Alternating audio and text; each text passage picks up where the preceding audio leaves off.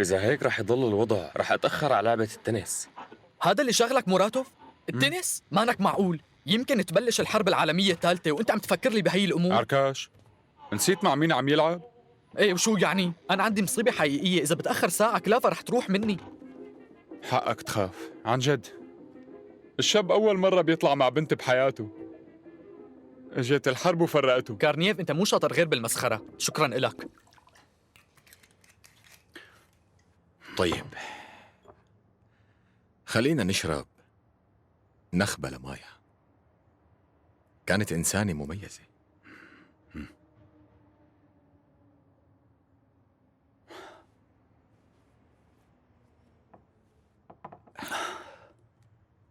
كيف بنتك؟ شو وضعها؟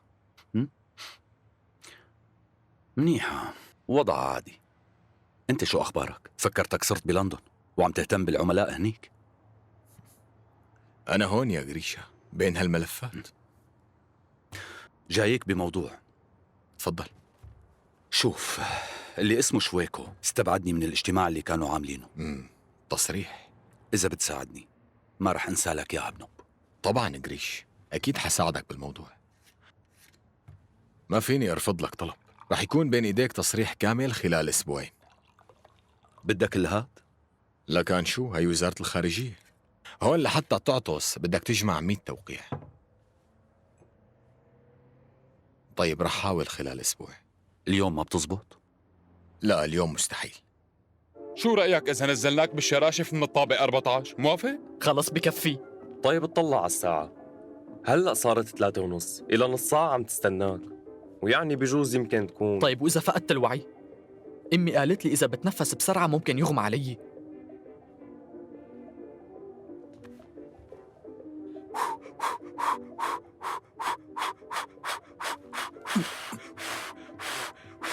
انصراف للكل اليوم باستثناء ناديجدا بتروفنا.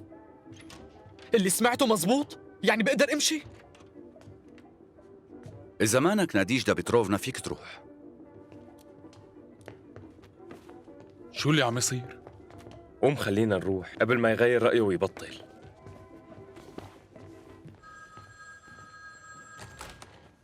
خارجية معك قسم تحليل المعلومات. غريغوري فلاديميروفيتش، شو السبب الطارئ اللي مشانه جمعت القسم؟ سبب خاص. هلأ هي مشغولة. يا ترى ممكن أعرف شو السبب الخاص حضرة المدير؟ مين حضرتك؟ قلت لك السبب خاص يا روتا. يعني أنت كمان ما بتعرف؟ دقيقة لو سمحت. اسمعي رفيقة، أنا ماني ملزم بالرد. أنا بعتذر على المقاطعة. روتا كارلوفنا زوج حضرتك عم يتصل وعم يقول الموضوع ضروري. اللي لو بتصل فيه بعد شوي، لسه ما خلصت هون. رفيقة روتا، فيك تردي على زوجك.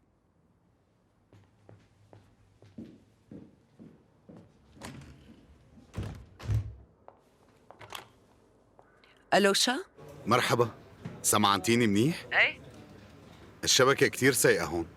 عم اسمعك. طالبيني روح على موسكو كتير ضروري. كم ساعة وبكون هنيك ايه؟ بواحد أيار؟ شو القصة؟ على فكرة أنا كتير اشتقت لك. الساعة 6 بكون عندك. لازم سكر. يلا باي.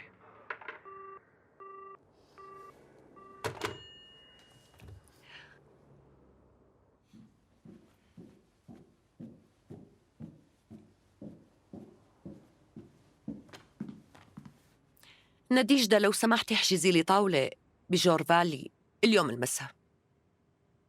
طبعا روتا كارلوفنا. أي ساعة بدك؟ 8 المساء. ماشي.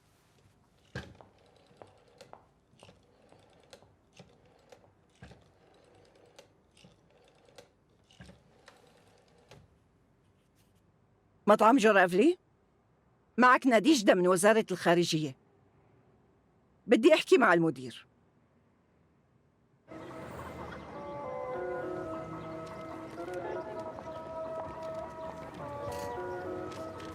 تمام. هي الثانية صحتين وهنا. يسلم ايديك، شكرا. طيب هاي الفطيرة إلك مع ملفوف سخنة. شو كلافديا؟ منفوت لجوا؟ شو؟ خلينا نفوت، امشي رئيسة امشي لو سمحتي خلينا 10 دقايق كمان. كلافديا بتعرفي شو؟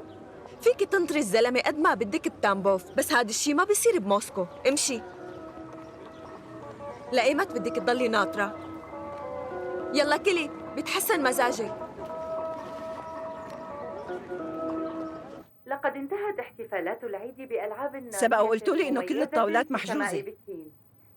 طالما هيك ضيفوا لي لسه طاولة. اسمعني منيح، زوجها بيكون الطيار المشهور بيكوف، هو بطل الاتحاد السوفيتي، جاي على موسكو يوم واحد بس. الظاهر رح اضطر اتصل بالرفيق بافلوف بوزارة التجارة ليحل الموضوع. لا أكيد لا، ما عم حاول هددك أبداً. ونتمنى لكل العمال في شكراً. الاتحاد السوفيتي رح أنطر. عيداً سعيداً، شاكرين لهم كل ما قدموه لنا في سبيل تطور وبناء البلاد. ونشكر أيضاً الجماهير التي شاركت في الاحتفال كعربون شكر شو هذا اللي عم لجهد شوفه؟ هؤلاء العمال قائد الطيران الحربي بمنطقة سيفيردولوفسك. كل عام وأنتم بألف خير.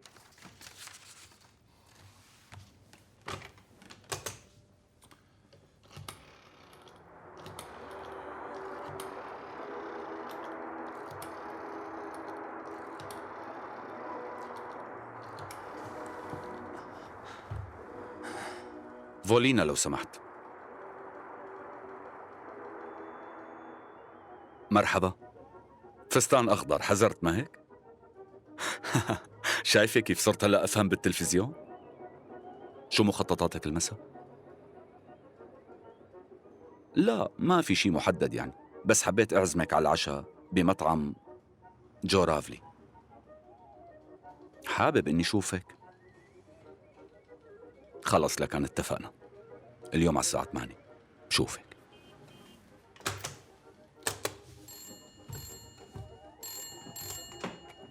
نعم رفيق بيريكوف. ناديجدا بتروفنا، بعد إذنك احجزي لي طاولة على 8 المساء بمطعم جورافلي. أي حاضر.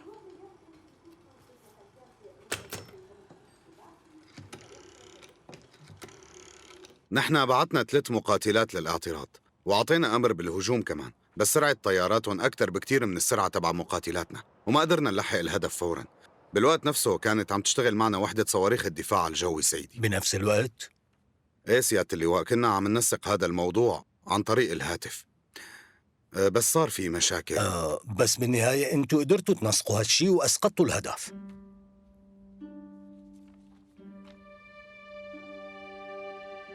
قدرنا نسقط هدفين سيادة اللواء. بهي اللحظة كان في طيارة اعتراض من قواتنا الجوية. واحد من الهدفين كان طيارة تجسس تابعة لسلاح الجو الأمريكي. أنا مستعد أتحمل المسؤولية الكاملة لأني عطيت أمر إنه يوقفوا الملاحقة. شكراً لك رفيق بيكوف. هيك خلاص؟ ايه خلص، إذا في شي تاني بنحكي معك.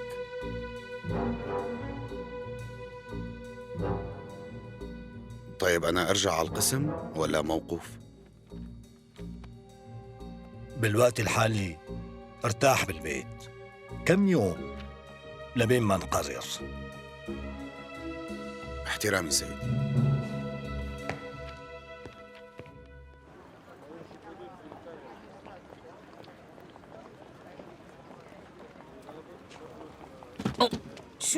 شو باك، معقول مو شايف العرباية؟ أنا آسف كتير، ما كان قصدي. بتحب تاخذ فطيرة؟ أعطيني إياها مع ملفوف. مع ملفوف ما ضل، بقيان عندي من هي مع قلب. مع قلب؟ أعطيني وحدة. أركاش. أركاش. أوه. إلي ساعة عم ناديلك، فكرت حالي غلطان، شو الأخبار؟ ايه تمام. شو ليش هيك متضايق؟ مو على أساس بلينينغراد؟ ايه بلينينغراد، بس اجيت على الاحتفال. وانت كيفك؟ قال توظفت بالخارجية. عم اشتغل مساعد بقسم تحليل المعلومات. يعني علقت. الوضع منيح؟ مو سيء، جابوا لنا مدير من اللجنة المركزية جديد. غريغوري بيريكوف. بيريكوف؟ ايه.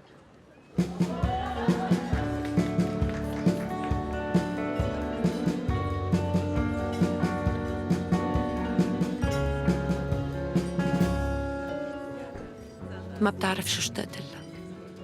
3 شهور ألوشا. من زمان عم لك انتقلي لعندي. شو بدي أعمل هني؟ وزيرة خارجية مقاطعة سيفردولوفسك، أنت قدها وقدود. شو اللي مو موجود هنيك؟ مثلا مطعم جرافلي. شو رأيك نطلب شي؟ حبيبتي أنا ما بظن إنه عندي شيء أحتفل فيه. احتفل بواحد أيار أو بشوفة روتا.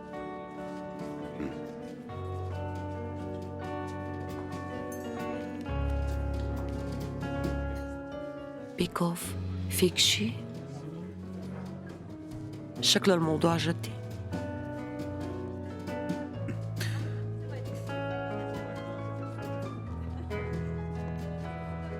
لو سمحت بدي إياك تجيب لي فودكا وإبريق سنندالي.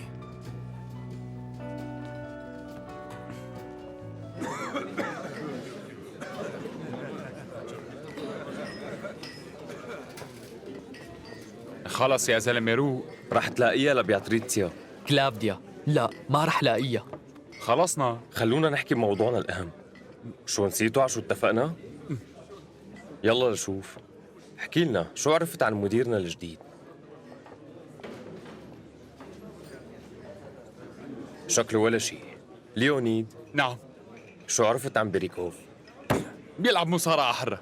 بالمناسبة معه أحزمة، كان يتدرب بالنادي اللي بروح عليه، بس له سنة موقف.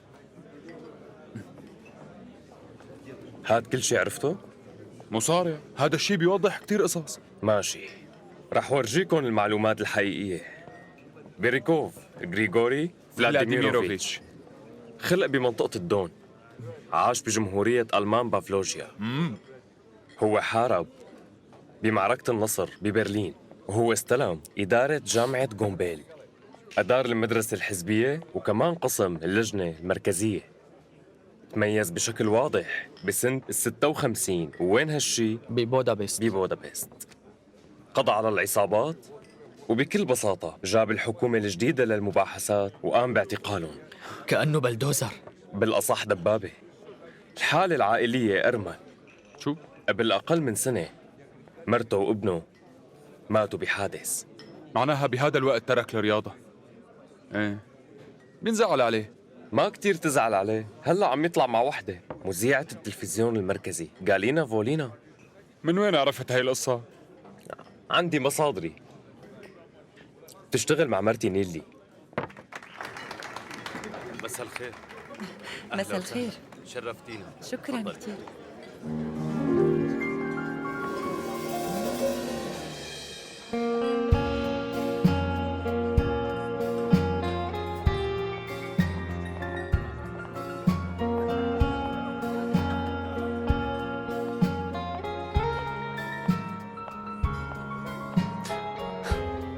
أزرق لك.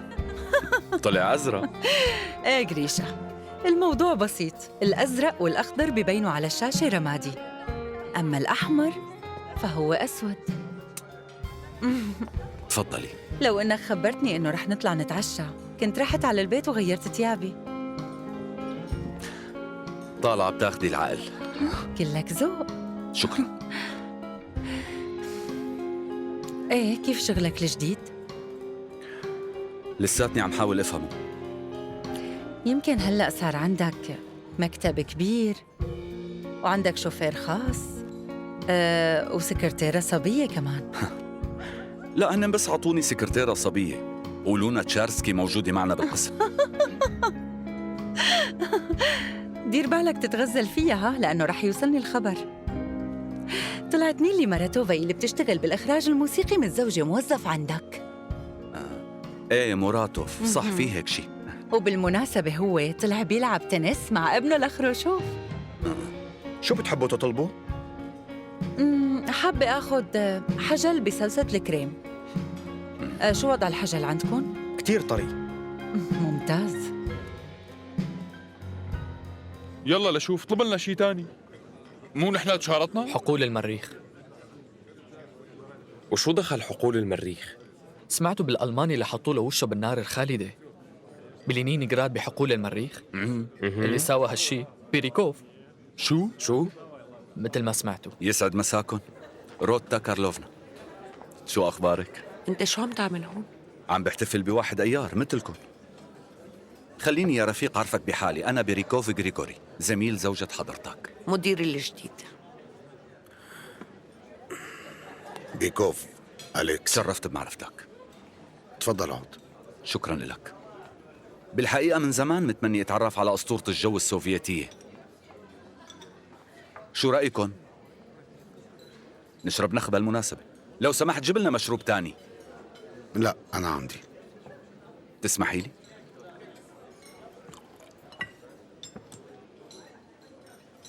عيد سعيد.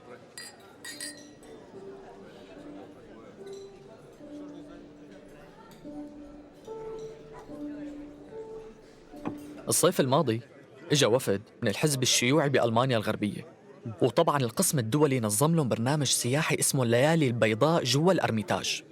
وأكتر واحد شرب وقتها كان بيريكوف، ومرته عصبت كتير. ايه كمل. بعدين كلمة من هون كلمة من هنيك عرفوا إنه رئيس الوفد صار شيوعي متشدد بعد ال46، وقبل هيك كان مقاتل شرس مع الفيرماخت. وهي ما كانت أول مرة بيجي فيها على مدينة لينينغراد، هي كانت الثانية. ليك الحقير، يعني شارك بالحصار. وقتها بيريكوف بيمسكه وبيسحبه من رقبته بكل قوة، ومشي فيه بالحديقة وحط وشه بقلب النار الخالدة. نحن مدينين لك بتهنئة مضاعفة بالحقيقة. عانينا كتير من هي الأو 2. قديش لهم عم يطيروا فوق أراضينا هدول؟ تعرفوا عن جد تمادوا كتير. فكروا ما حدا رح يوقفون عند حدهم. طبعا إذا لاحظت هو طار تحت 20,000 قدم. الحيوان كان رح يهرب. الندل بيستاهل هيك موته. الحقير عايش، لحق يزت حاله من الكابينة. سافروا نوف سيروغا.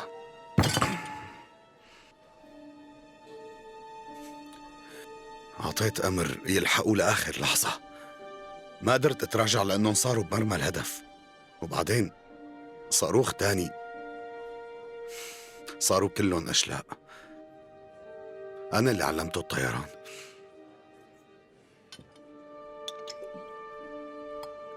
ليوشا،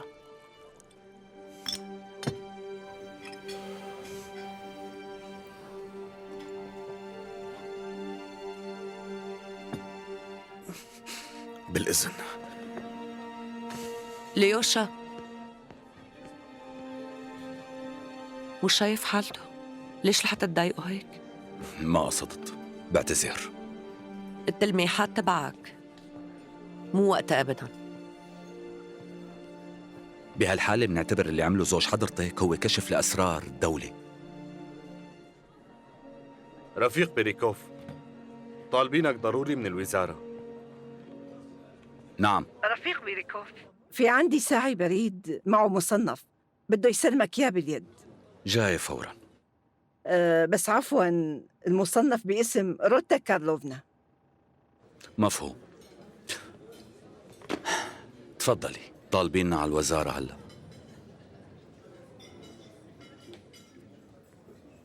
وهيك انتهت. بيريكوف هلأ بعيد عن الواجهة. كنت مفكره جلاد، طلع واحد أسوأ بكتير مما توقعت. بصراحة أنا كتير عاجبني. هلأ بكل الأحوال نحن صار عنا رابح جديد وخاسر جديد اللي هو أنت. كورنيف، روح جيب مشروب. وما تنسى المازا.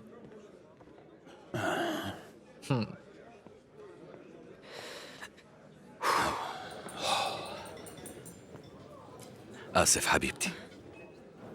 في شي لحتى تركني ورحت لعندهم بيريكوف؟ إجاني تليفون ولازم روح على الوزارة. طيب رح ترجع لهون؟ أكيد. أنت بهالوقت طلبي التحلاية، معلش.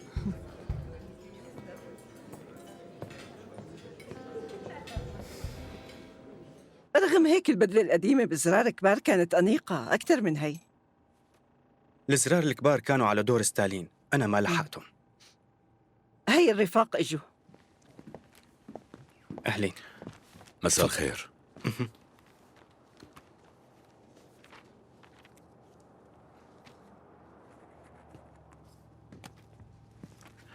أنا مدير القسم، لهيك المعلومات اللي بهالظرف أكيد رح تكون إلي.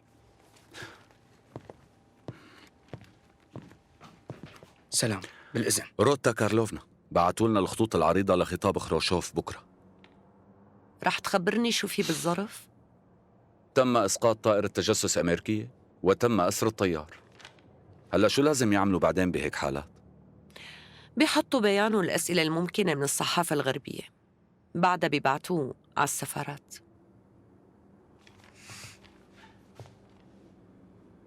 نحن ما رح نعمل أي شيء بنوب. ليش؟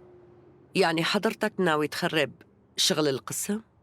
لا، لأنه نيكيتا خروشوف مستحيل يقول كلمة واحدة من هالخطاب. بفهم إنه حضرتك قررت تخرب الدولة.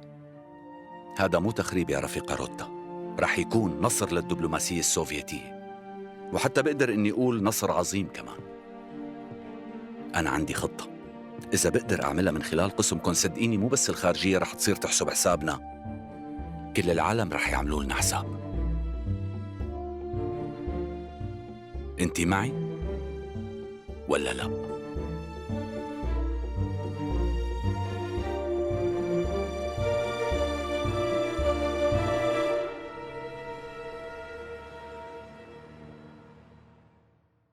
هدول 2000 روبل، فئات صغيرة وكبيرة. لوح شوكولا 100 جرام، ساعات ايد 5 قطع. شو كانوا باعتينه يشتغل عنا بالسوق ولا مشان يصور مشاريعنا من الجو؟ كمان في عملة فضية من فئة $1 مفرغة مع أبرة. أفيديف دير بالك منيح. هذا سم. مجهزين حالهم لكل شي. أعطينه إبرة مسمومة في حال ما لحق إنه يزت حاله من الطيارة. مو معقول شو أندال، ما بيرحموا عساكرهم. ايه بس جماعتنا جابوه. شو هاد؟ شو ناوي تضل ساكت وما بدك تحكي شي؟ Why insist on keeping mum? My name is Francis Gary Powers. I'm a citizen of the United States of America. فيني أعرف شو هو هدفكم بالضبط من اختراق المجال الجوي للاتحاد السوفيتي؟ My name is Francis Gary Powers. I'm a citizen of the United States of America.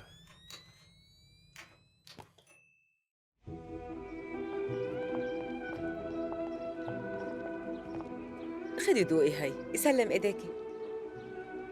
وأساساً هون النقطة إنه الطيار لهلأ لساته عايش. هذا الشيء ممتاز، بهذه الطريقة بنقدر نثبت إنه الرئيس الأمريكي عم يكذب. بس بالأول لازم نشيل من خطاب الرفيق خروشوف أي شيء بيدل على إنه عايش. غريشة طول بالك رفيق إيفانوفيتش، بس تخيل لي حالك للحظة إنك شخص بالبنتاغون. تخيلت وفي O2 ما رجعت والسوفييت ساكتين. معناتها ما عندهم لا طيارة ولا طيار، وأكيد أول عن آخر أنتو مثل العادة رح تعملوا إعلان وتقولوا إنه في طيارة مدنية سقطت بشي مكان بالعالم بظروف غامضة يعني. لا نفرض هالشي مزبوط. وفوراً بعد هذا الشي الرفيق نيكيتا سيرجيفيتش بيسحب الطيار اللي بخير من أبته وبيعترف إنه كان عم يتجسس فوق جبال الأورال.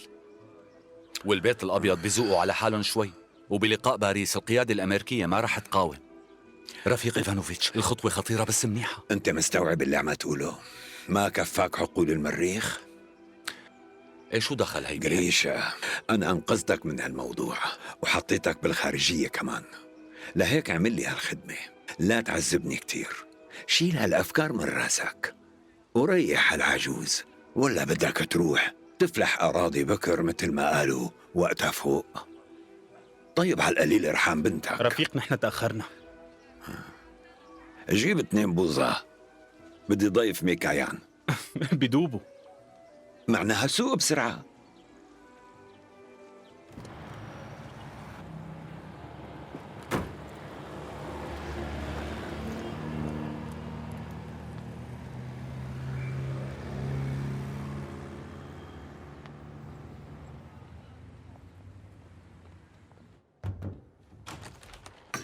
ممكن؟ ما رح آخذ من وقتك كتير. طالما اجيت فوت. رفيق بروكلوفيتش، بصراحة عندك فرصة كتير ممتازة لتحسن من وضع البلد والخارجية كمان، ووضعك الشخصي أكيد. شكله موضوع جديد، ما كان ناقصني غيرك. بتوقع الطريقة يلي بلشنا فيها مانا منيحة، وأنا حابب صلح هالشي. ايه برافو عليك. تفضل، ليش واقف؟ خليني واقف. رفيق بروكلوفيتش، لو سمحت تخيل حالك للحظة شخص من البنتاغون.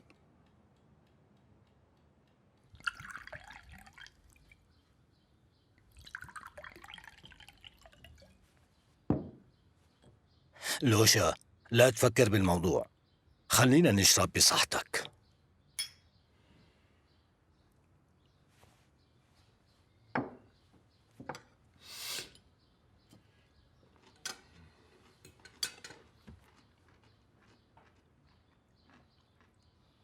شو عم يقولوا بالدفاع الجوي بموسكو؟ أكيد صاروا بيعرفوا، مو؟ شوف، نحن عايشين حالة حرب، الكل فهمان كل شيء.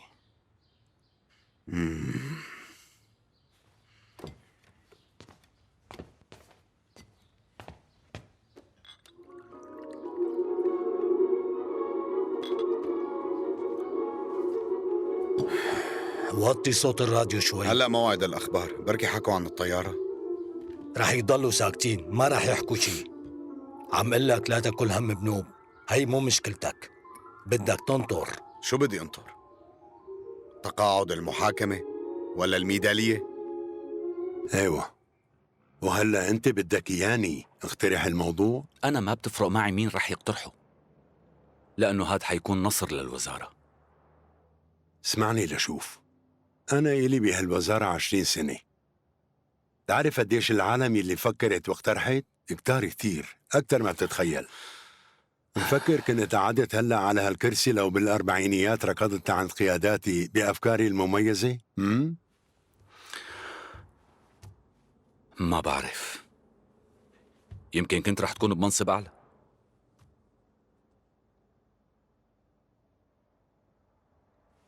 اسمع غريغوري، أنا بعرف منيح مين حطك هون. يمكن هذا السبب اللي خلاك تتصرف بهالشكل وما تعرف قيمتك الحقيقية. قاف يا أميم. هذا القسم مسخرة. هذا 3 أولاد ونص عم يعلموا أعضاء البرلمان العجايز كيف يحركوا رجليهم بالرقص. يعني مفكر إنه نحن بدنا نسلم مرة، لا وكمان أجنبية، قسم مهم؟ بكل الأحوال أنا ماني مرة، وغير هيك أنا ماني أجنبي كمان. ليك شوف شو عندهم بالبرنامج اليوم. بيان، روح واكتب بيانات مثلهم. بتمنى ما تكونوا ناقشتوا مع حدا قضية الطيار الأمريكي. طبعاً ما عملنا هيك.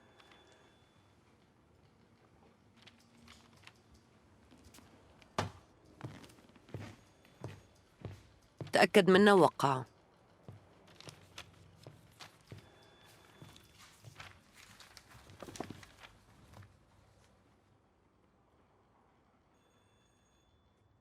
بس بهالمذكرة مكتوب إنه انمسكوا الطيار عايش. بصراحة توقعت إنكم امبارح وافقتوا معي بإنه هذا الموضوع لازم يضل سر. أنا وافقت ما خرب مخططك بنوب، بس ما وافقت حط القسم ببوز المدفع. شغلتنا إنه نوزع هذا البيان. خطاب خروشوف رح يكون 6 المساء، ونحن لازم قبل هذا الوقت نبعت محتواه لكل السفارات اللي موجودة بالعالم. طيب خلص، مفهوم. انتوا بس استنوا شوي. بدي توعديني انه ما تبعتي هذا البيان قبل الساعة 6 المساء، ممكن؟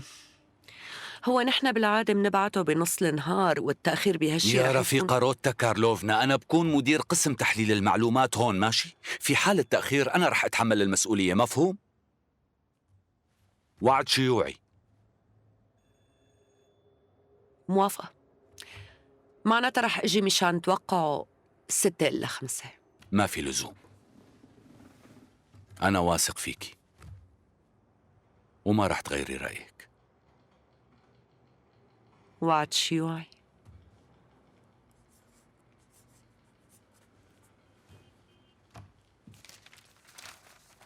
شكرا روتا.